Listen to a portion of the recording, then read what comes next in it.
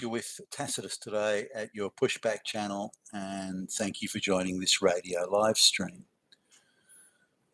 In this essay, I'd like to talk about a former Australian politician, and people outside of Australia are unlikely to have ever heard of the guy, but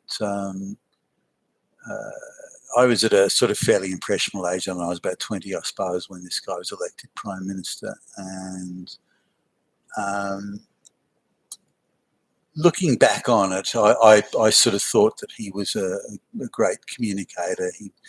He was able to sort of bring people to the table and solve complex problems, or that's how I perceived him, and maybe that was part of the myth that was built around him. But there's a recent biography come out that's really put a different sort of slant on things, and I look at it now and think, well, what makes a great man, whether it be a politician or anything else, and should we ignore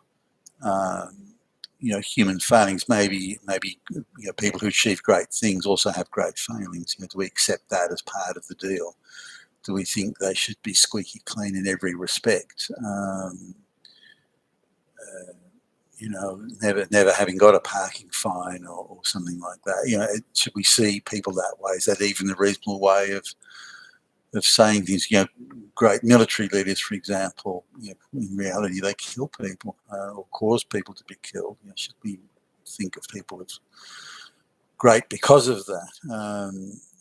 So how do we measure greatness and understand it and appreciate it, and then also are able to still appreciate or believe in that greatness, or most of it, years later when we're presented with facts that may not accord with the myth of the day or the time.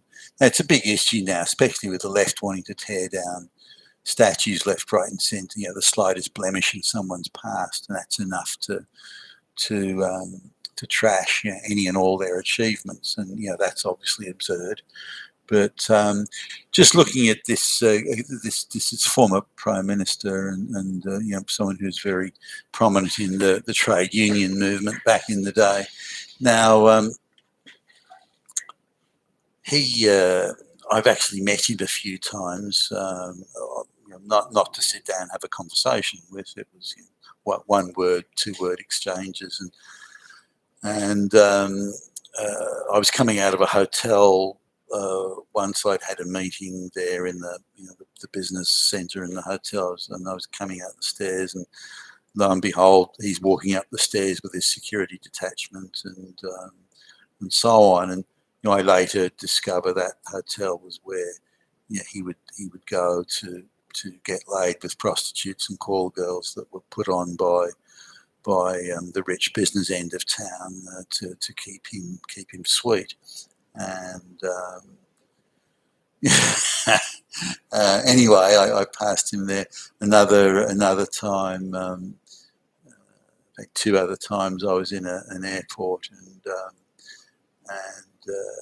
his group was standing right next to the group I was with, and I could have reached out and sort of touched him. And another time, I ended up. This is in the first class section of an airplane. I ended up sitting across the aisleway from him, and exchanged sort of nods with his wife and so on. So, but that was as close as I got. But when he was first elected, he was elected on a slogan where he was allegedly going to bring the nation together, and it had previously or hitherto been in a very divisive state. Now, looking back now, I see the trade unions deliberately created a confrontational situation with the then Conservative government, and then this was sort of touted around the place as a great social division, and this left-wing Prime Minister or centre-left Prime Minister was going to bring everyone together, make them happy, and avoid this or stop this social division from going on. And he used the term divisive all the time. And the other guys were divisive.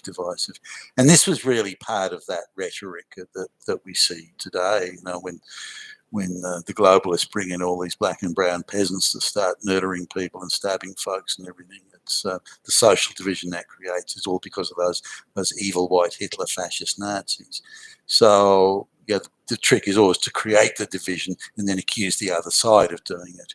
You know, this was one of the early forerunners. I didn't see it at the time.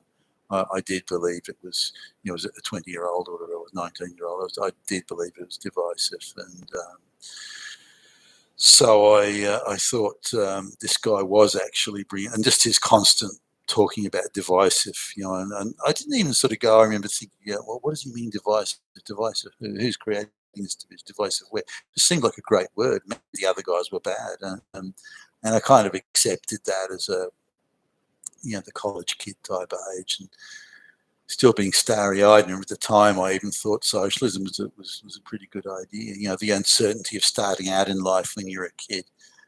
It's very reassuring to have an outcome that's guaranteed and where everyone's equal. And so you don't have to worry about the future. The future's not so scary when you've got that sort of outcome that's being waved under your nose. How that outcome is going to be achieved, whether or not it's going to be beneficial to you and the guy around the corner and up the road and next door, that's another matter. They never explain that. And it's always someone else who has to pay for it, which, again, as a kid sounds good because you don't have much money. So, so this guy, money. So this guy was elected prime minister with a, you know, reasonably decent majority, and was elected again sort of a few times. I think three more times. I think is from memory. And he always seemed like an effective and fairly confident prime minister, certainly for what I could see. But this is as I got older, I started to doubt some of the things and started to think that maybe he wasn't as good as was suggested. But he was sort of portrayed in this biography as a bit of a larrikin and a drunkard and a terrible ladies' man, and getting multiple hookers sent up to his rooms, and especially reserved suites for him, and where the wealthy end of town were looking after him. And also he was a terrible gambler, losing, you know, shitloads of money, and he had his rich business tycoon buddies who were paying off his gambling debts, and, by the way, you know, paying his mortgage. He was terrible with money and was always down on his last penny. So he had the guys at the wealthy end of town, you know, the business tycoon dudes, that were buying him houses and generally, or not generally, comprehensively looking after him again, paying for all his prostitutes, paying for the debts. And the gambling debts, and buying the house for him. So his lifestyle would have been almost impossible without, well, not almost, would have been impossible without this very considerable help. And also the media, you know, people being bribed to keep quiet on you know, his philandering and so on. So I had a look and thought, well, you know, okay, what did he achieve that was good? And I really see now that, or later on, you know, I saw that he was really the beginning of, he was laying the groundwork to what today we call the social justice movement. And you know, by the time he was gone, the Berlin Wall had come down, the Soviet Union collapsed, and he was. He was putting the finishing touches to the beginning of the globalization project, and that launching of the globalization project in Australia was really his work, and not that it hadn't been a few steps, sort of timid steps beforehand, but he was the guy that put it on the map, and then his successor, also centre left, really kicked off the globalisation thing big time, and really pushed the race and particularly gender division and the race division and all that sort of stuff that they really entrenched into Australian society, which of course leading to the mass migration later on and so on. But the entire political class was really being compromised then. And now I look back and see how the globalist goons were already taking over the body politic and corrupting the politicians, making sure they had wealthy. They were very wealthy from property transactions, and this guy who was again a terrible spendthrift, a terrible gambler, and wouldn't have had a penny left, even though he had a very generous pension and that sort of stuff. He was completely funded by the most pro-globalist business people in the country, and his successor, or his successors generally, and other people in the body politic as well. So it was a real sort of indication as to just how far the globalists were able to get in and compromise flawed politicians with money and gifts and again prostitutes and so on. I happen to know a lady who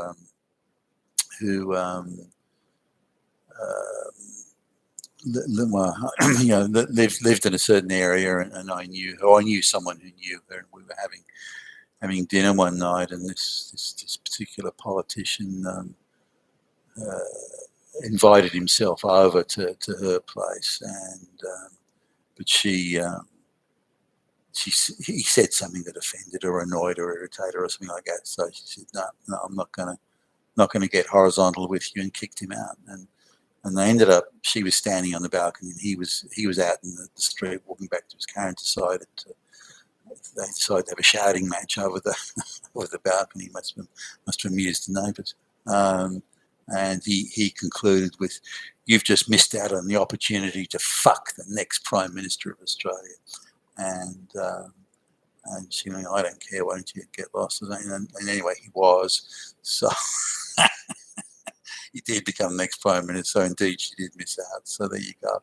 But just on it, I was sort of concerned because I had a sort of vision of him as one of my heroes, really. And there were some achievements. He did bring folks to the table to produce accords that kept labour relations on an even keel, or more than they had been for a while.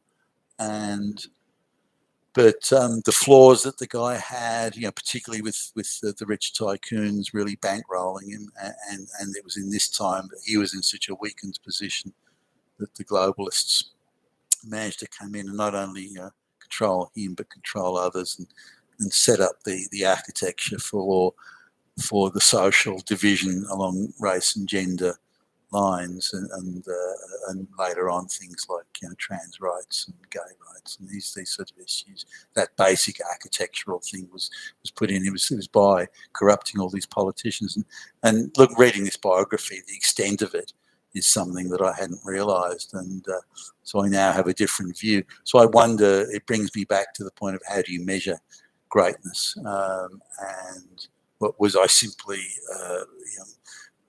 wrong in the first place, or misguided in the first place? Possibly. I was a young guy, a little bit starry-eyed, or is he still a great man, and his flaws are to be, whilst not disregarded, but not. That's not the whole man. There are still great achievements there, or his flaws. The corruption, the gambling, the women. The drunkenness.